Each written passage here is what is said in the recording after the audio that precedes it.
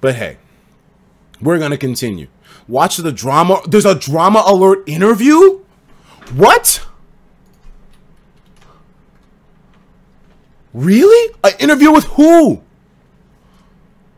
That thumbnail's... that thumbnail is fucking ridiculous. Hold on a second. Drama alerts. Who the fuck did Keemstar interview? 6 hours ago, he posted a video.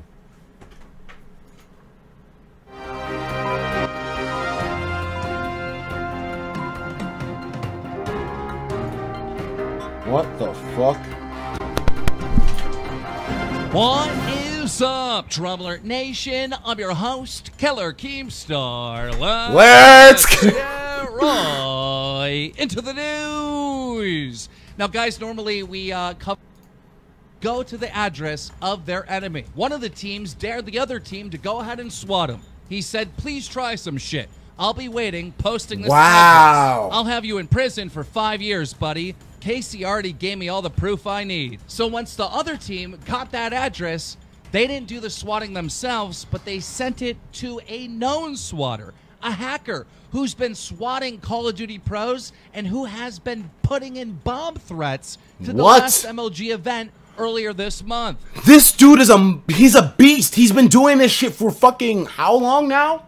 Someone who's just a repeating swatter, a habitual swatter. Bomb threats? SWAT calls on people's cribs? Streamers? Call of Duty profilers? What the fuck? They sent it to a swatter known as Swatastic. And once Swatastic got this address, he called in a fake hostage situation to that address with the police. And when the police showed up, they shot and killed a 28-year-old father who had nothing to do at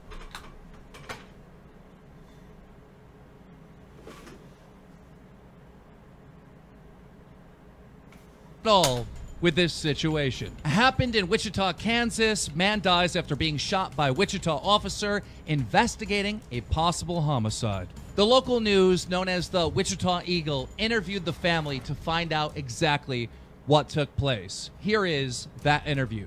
Roll it. I know I had seen the red and blue lights flashing in my window. I heard my son scream. I got up, and then I heard a shot. And as I was walking by, this door was open. The police said, "Come out with your hands up." They took me, my roommate, and my granddaughter, who witnessed the shooting and had to step over her dying uncle's body, to come. They took us outside with no shoes on. They handcuffed us, you know. Why couldn't they? Yeah, they didn't call the ambulance until after he was dead. And what gives the cops the right to open fire? Why didn't they give him the same warning they gave us? I mean, that cop murdered my son over a false report in the first place. Yeah, Andy, my son was not a gamer. He was not a gamer. No. So they just knocked on the door and it was They didn't knock on the door. My son opened it because he heard something. He screamed and then they shot him. This is so incredibly sad and unbelievable that this even happened.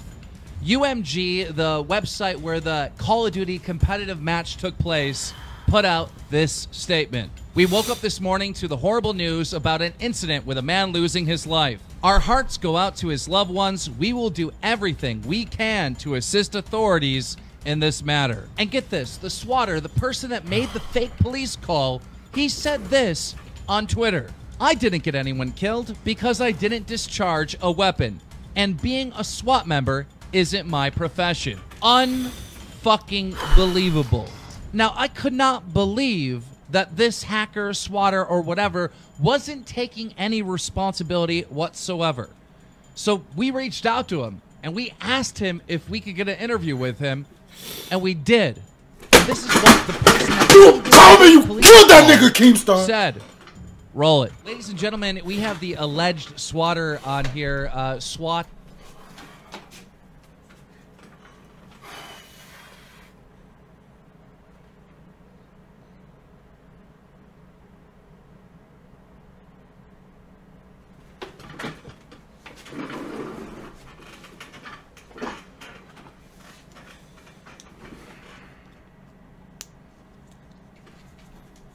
Statistic.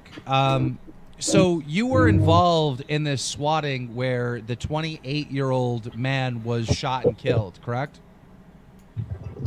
Allegedly, I was involved. Allegedly. Well, you took responsibility on Twitter, and then your Twitter got suspended, right? I changed my username. Someone took the username, and that username got suspended. My account never got suspended. Okay, so what happened in this situation? You were playing a competitive match? I was minding my own business at the library. Someone contacted me and said, "Hey, dude, this fucking retard just gave me his address, and he thinks nothing's gonna happen. You wanna, prove him wrong?" And I said, "Sure. I love swatting kids who think that nothing's gonna happen." And then I followed the kid that he wanted me to swat, and the kid that he wanted me to swat sent me a DM saying, he basically messaged me with an address saying, well, I'm waiting for you to do something, pussy, this and that, and then, an attempt was made to swat that address. So you swatted that address, correct? Sure. Okay, Right. so you swatted the address, you put in the fake hostage situation, correct? Yep. And then this guy gets killed. That's what happened, I guess. And you said you said this on Twitter. You said, "I didn't get anyone killed because I didn't discharge a weapon, and being on a SWAT member isn't my profession." So do you I take did read that. right? Do you take any responsibility for what happened? The argument can be made that the police would have never showed up if I didn't make the call. However, I don't believe that I'm the only guilty party involved in this whole.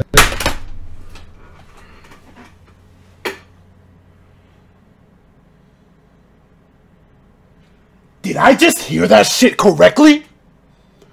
Did he really just say he's not the only guilty party?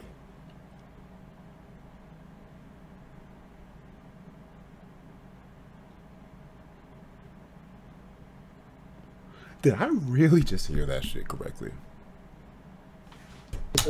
Considering I was contacted and, it almost instructed to SWAT and taunted to SWAT an address. I mean, of course, if That doesn't mean you have to do it.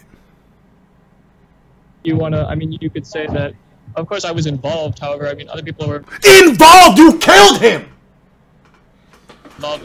Yeah, the call was made by me, but as far as the whole incident, I could can't. point the finger at numerous. I am gonna fucking break something if I hear any more of this fucking trash talking about this. I'm fucking done.